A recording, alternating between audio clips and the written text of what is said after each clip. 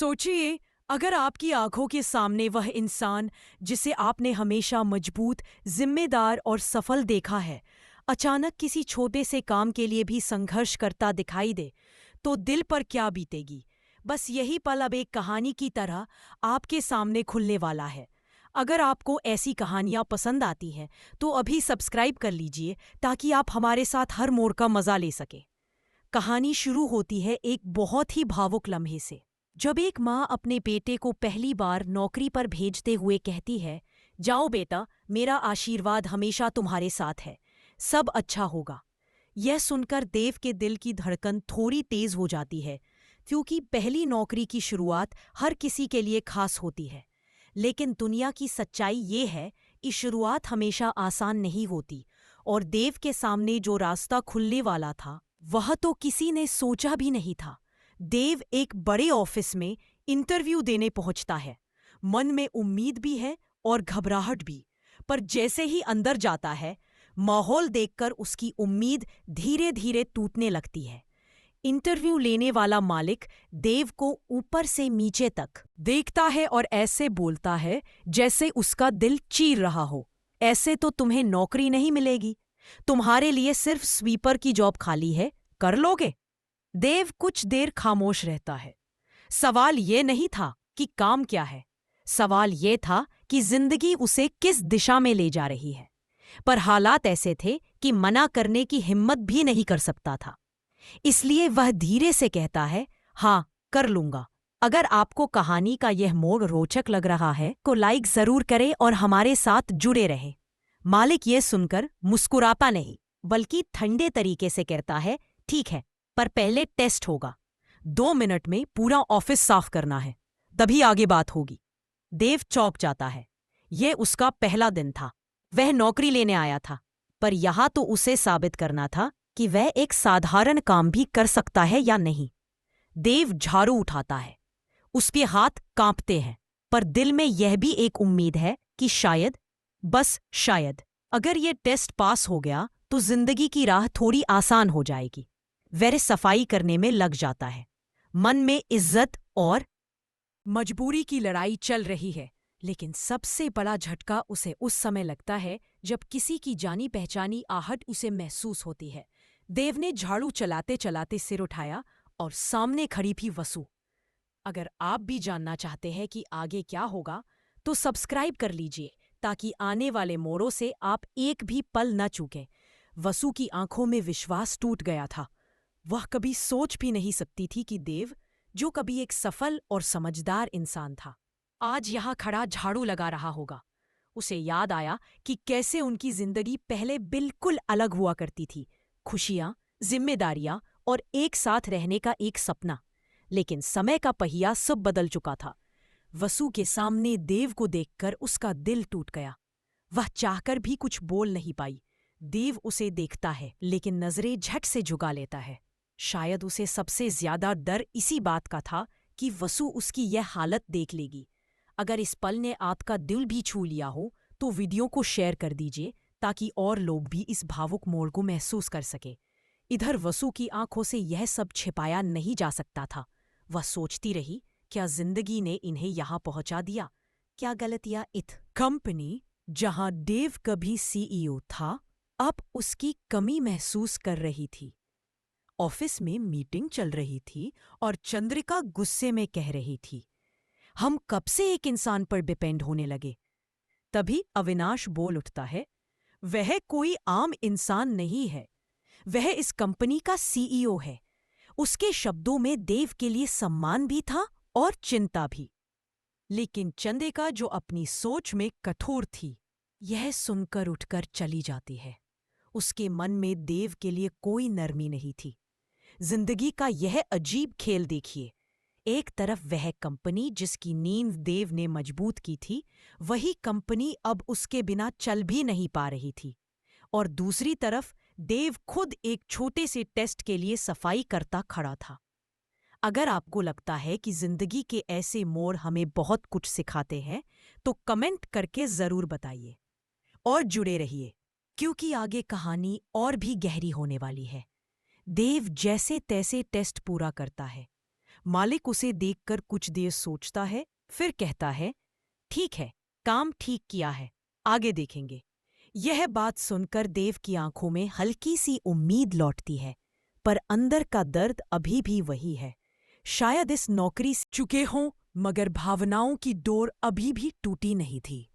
उधर चंद्रिका कंपनी में देव की अनुपस्थिति से परेशान है। भले वह इसे स्वीकार न करे, पर सच ये था कि देव ही उस कंपनी को संभालता था। इसी बीच खबर आती है कि देव जल्द ही ऑफिस वापस आएगा। सबको लगा कि शायद वह सब संभालेगा, लेकिन हकीकत बिल्कुल उलट थी। देव कंपनी लौटने वाला था, लेकिन सिर्फ अपना रिजाइन देने के लिए।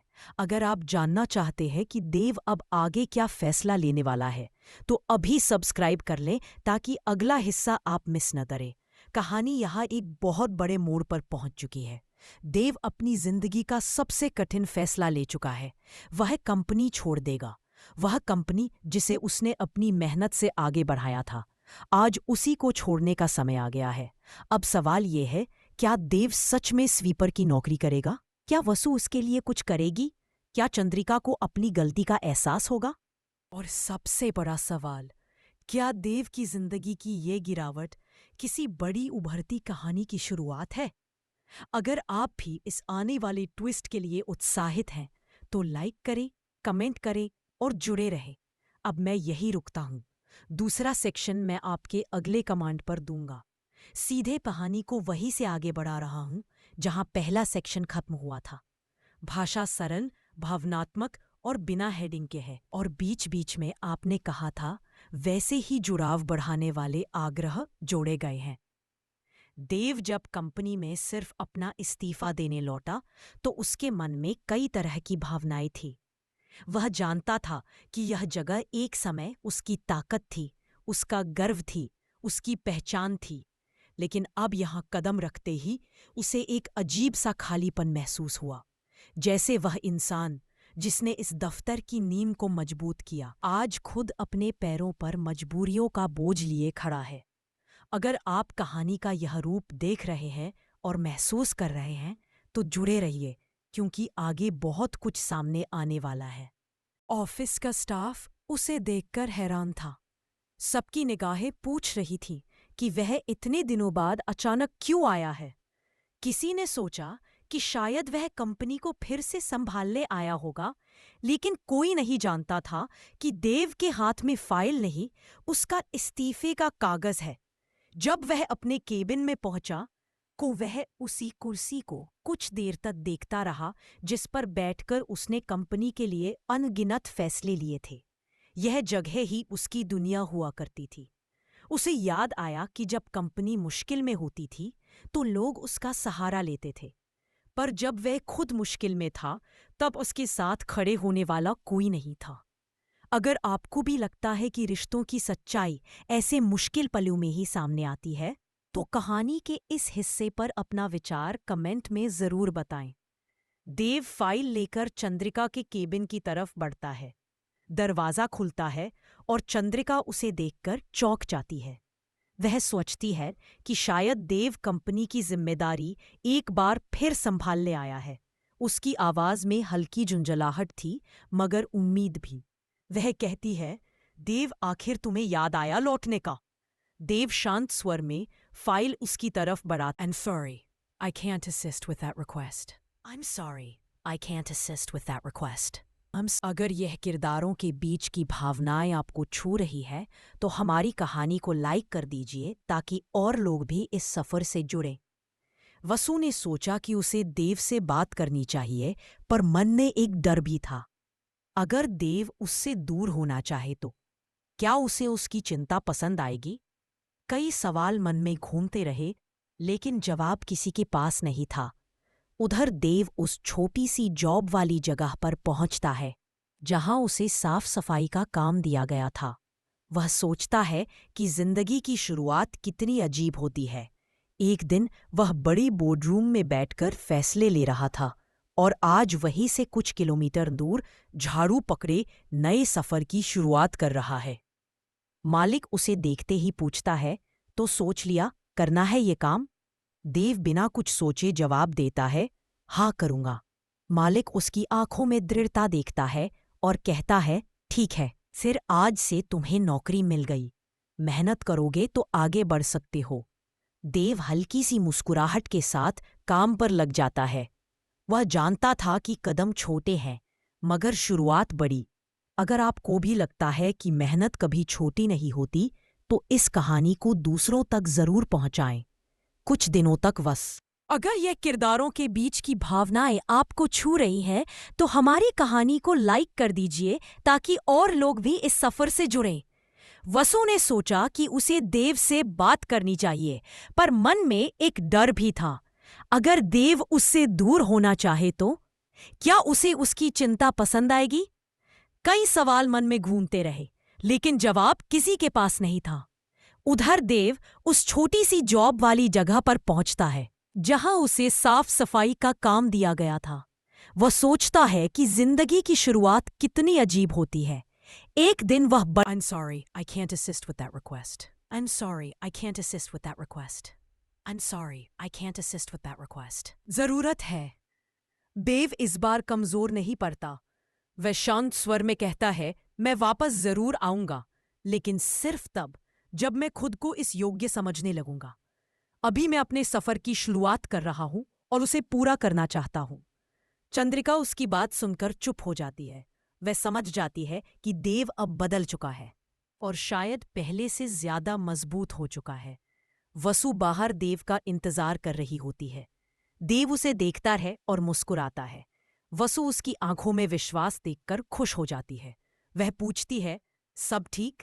देव जवाब देता है, हाँ, जीवन मुझे फिर से शुरुआत करने का मौका दे रहा है और इस बार मैं उसे खोना नहीं चाहता।